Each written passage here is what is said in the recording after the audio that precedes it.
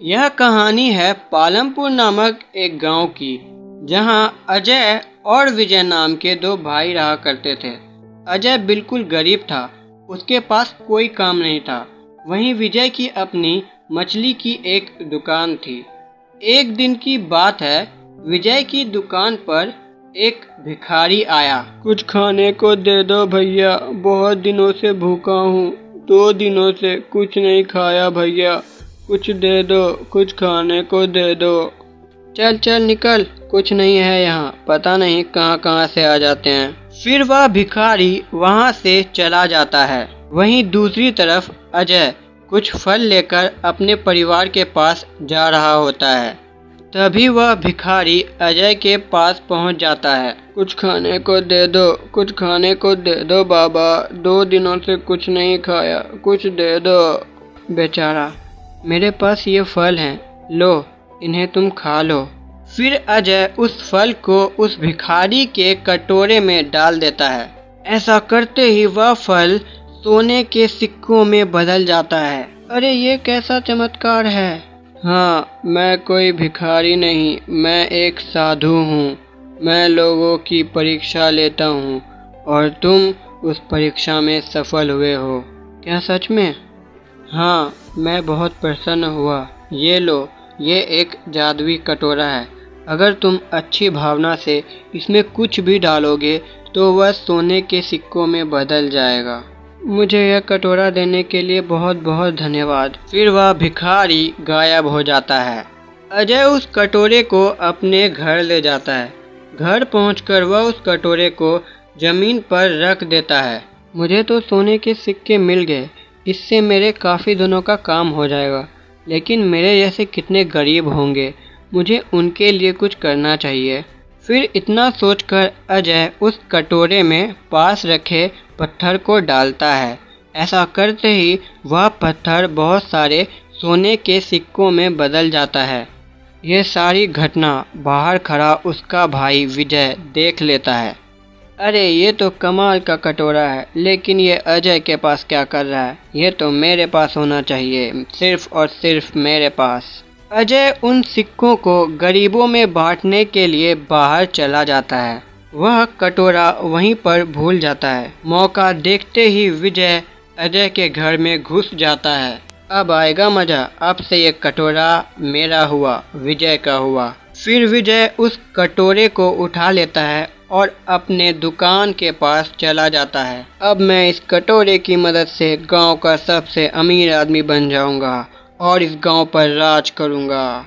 चलो अब जल्दी से मैं इस कटोरे में कुछ डालकर देखता हूँ। फिर विजय उस कटोरे में एक पत्थर डालता है। अब ये पत्थर सोने का बन जाएगा। लेकिन ऐसा कुछ नहीं होता है। अरे कुछ हुआ क्यों नहीं? उस अजय के साथ तो हुआ था।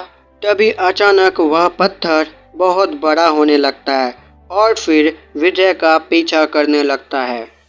अरे ये कैसी मुसीबत है, अब से कभी लालच नहीं करूँगा, कहाँ फंस गया रे। फिर वह कटोरा गायब होकर वापस अजय के घर पहुँच जाता है।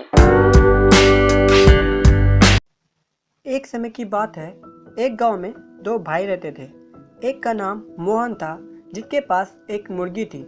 उसे उसकी मुर्गी बहुत ज़्यादा पसंद थी। दूसरा भाई का नाम रोहन था, जो कि एक साइंटिस्ट था।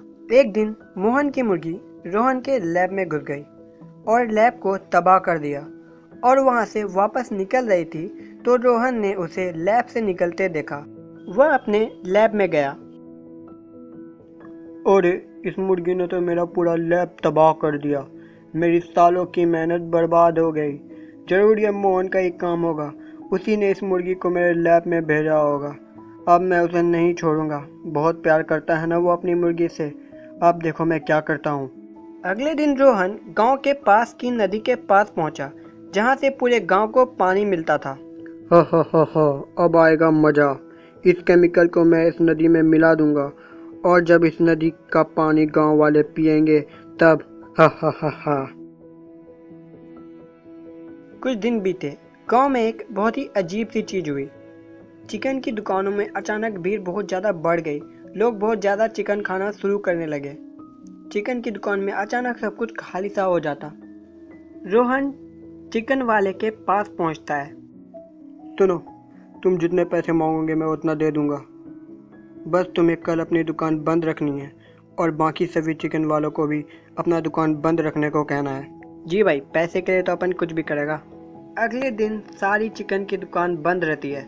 गांव वाले वहां पहुंचते हैं। वे दुकान बंद देखकर पागल से हो जाते हैं और चिल्लाने लगते हैं, chicken chicken chicken chicken chicken chicken. तभी वहां रोहन आता है और कहता है, गांव वालों, मैंने चौराहे पर एक मुर्गी देखी है, जल्दी जाओ।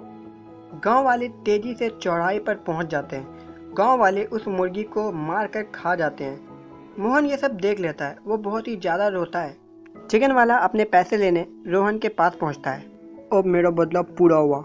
अब मैं नदी में जाकर ये केमिकल मिला देता हूँ ताकि गांव वाले ठीक हो जाए, और ये दूसरा केमिकल जिसकी वजह से गांव वाले चिकन खाने के लिए पागल हो गए हैं, उसे तबाह कर देना चाहिए।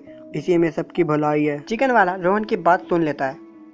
अगर इस साइंटिस्ट ने गांव वालों को ठीक कर दिया तो मेरा धंधा फिर से मंदा हो जाएगा और मैं जितना कमा रहा था मैं फिर से उतना कमाने लगूंगा और मैं फिर से गरीब बन जाऊंगा। चिकन वाला दौड़ते हुए जाता है और साइंटिस्ट के हाथ से केमिकल छीन कर भाग जाता है। वो भागते भागते नदी के पास पहुंचता है। मैं इस केमिकल को इस नदी में और ज़्यादा मिला देता हूँ, शायद मुझे इसे पूरा मिला देना चाहिए। उसने नदी में पूरा केमिकल डाल दिया।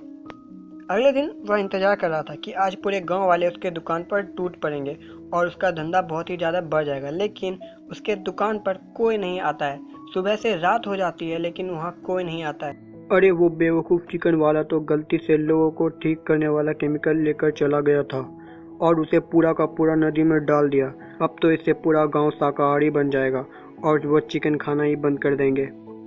तो देखा दोस्तों, इस तरह चिकन वाले को उसके लालच की सज़ा मिल गई।